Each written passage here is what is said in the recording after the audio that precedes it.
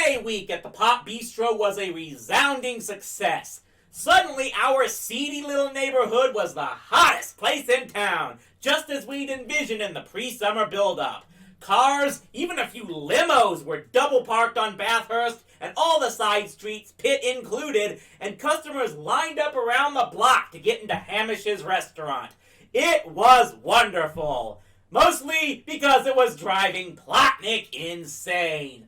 I can't stand it! It's more than a person can bear! The mere mention of Gourmet Week brought out the veins in our landlord's bald head.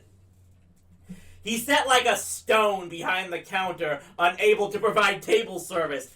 He charges $6 for a lousy bowl of soup! He charges $20 for millions of a chicken! It wouldn't make a meal for an ant! He charges $10 just to walk in the door and listen to that terrible music! He's a criminal! He should be put in the electric chair! I suspended cooking just so we wouldn't miss the sight of our beloved landlord brought to his knees. We ate all our meals in the deli, serving ourselves. And whenever we could, we made sure to remind Plotnik that business was still booming down the street for good old Hamish. By Wednesday, he could take it no longer. I was pouring myself some more coffee at dinner when I overheard him disguising his voice on the kitchen phone. I just had my supper at that miserable Pop Bistro, and there was a cockroach in my food as big as a Volkswagen! You're the Board of Health! Do something about it! Then in his normal voice, go and sit down and mind your own business, Mr. Cardone, and don't be so generous with my coffee! You think it grows on trees? Then he switched to anonymous calls to the police, tipping them off to the many illegally parked vehicles in the neighborhood.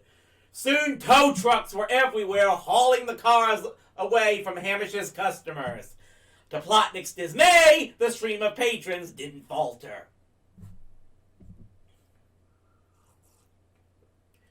We were really enjoying our landlord's misery until, on Thursday night, I glanced from his morose face out the window to the crowded street.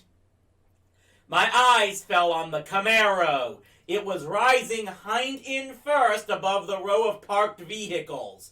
What the? Then I saw the tow truck. It had the logo of the Metropolitan Toronto Police on it, and it was signaling left to pull out and take away my car. Hey! I was up and out of the booth like a shot. As I rocketed out the door, I caught a lopsided smile from Plotnik, his first all week. Was that your car, Mr. Cardone?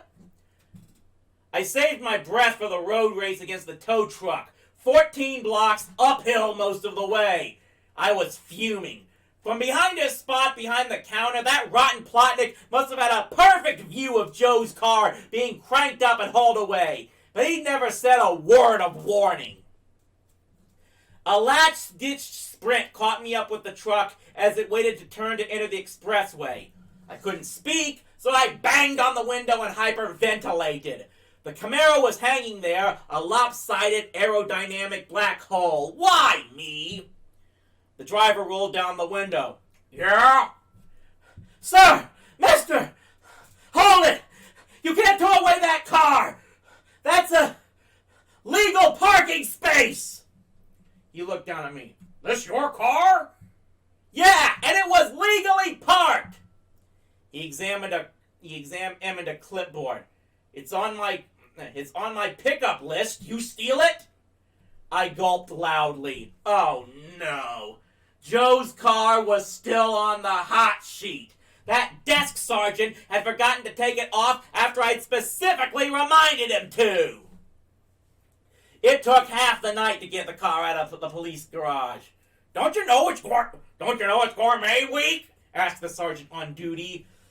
Look, I said, biting back rage. This is the second time you've impounded my car. Please take it off the stolen list. Of course, it happens automatically, but it didn't happen. The man manipulated the computer terminal in front of him. Look, kid, I'm doing it right now. I promise you, your troubles are over. I had to be satisfied with that. But I was far from satisfied with our dear landlord. When I brought the Camaro home close to midnight, I had revenge in my heart. Man, I seethed. I was prepared for the big city, but nothing can prepare a guy for anything like Plotnik.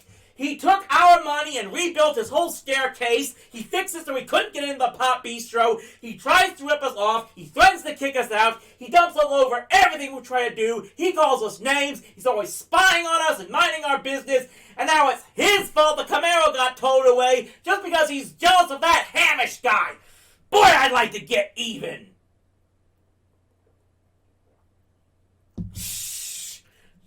Ferguson put up his finger to his lips and pointed at the air vent. He unfolded himself from the beanbag chair, turned on the stereo loud. Then he beckoned us to a meeting in the kitchen, the furthest place in the whole apartment from the vent that was Plotnik's communication system. I have an idea. You're crazy, whispered Don. Revenge on Plotnik? We touch one brick of his precious building, he'll put up the Taj Mahal and slap it on our tab. Besides, I added, he's holding Joe's lease over our heads. If we lose this apartment, we're dead meat.